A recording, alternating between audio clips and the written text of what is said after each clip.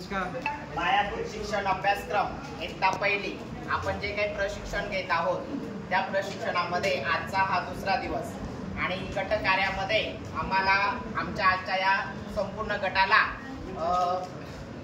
माती काम दिलं आणि माती कामातून आम्हाला या ठिकाणी क्ले पुरवण्यात आलेले होते। तर आमच्या गटाचं नाव आहे सावित्री आणि सत्यवान।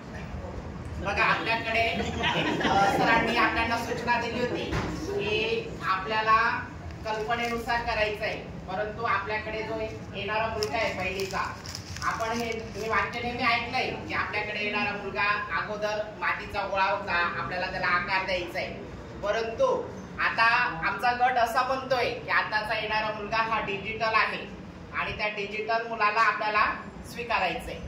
तर आज या ठिकाणी मुलांनी काय केलं असतं हे पण आम्ही या ठिकाणी दाखवलेलं आहे।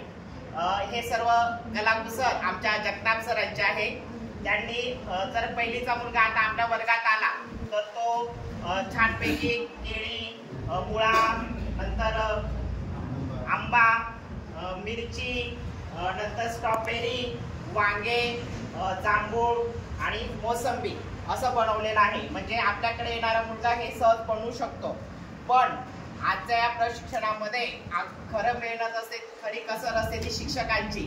आणि आज वटपौर्णिमा असल्यामुळे आम्ही आज आमची कल्पना थोडी पुढे गेली, म्हणून आम्ही आज या ठिकाणी वटपौर्णिमा हे दृश्य दाखवण्याचा प्रयत्न केला।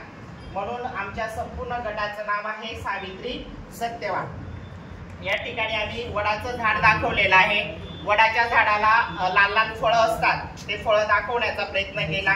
पुन्हा पारंब्या आणि या ठिकाणी आम्ही सावित्री दाखवलेली आहे, तिने पूजा केली म्हणून आम्ही लाल हळदी कुंकाचे सुद्धा या ठिकाणी वापर केलेला आहे। त्यानंतर आम्हाला गोसावी मॅडमांना विचारल्यानंतर मॅडमांना मी विचारलं की पूजेला काय काय नेतात, तर मॅडम बोलल्या की 5 फळं नेतात, म्हणून आम्ही 5 आंब्याची फळं पण या ठिकाणी दाखवलेली आहे। आणि ही कथा तर आपल्याला सगळ्यांना माहितीच आहे।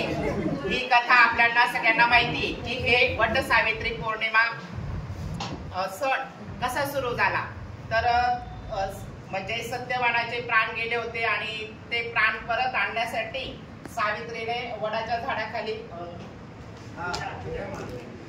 झाडाखाली पूजा केली होती आणि हे वट पौर्णिमेचं सण सुरू झाला। आणि हे सर्व कुणामुळे घडलं, तर या सत्यवानामुळे। म्हणून आम्ही तो सत्यवान सुद्धा या ठिकाणी धन्यवाद।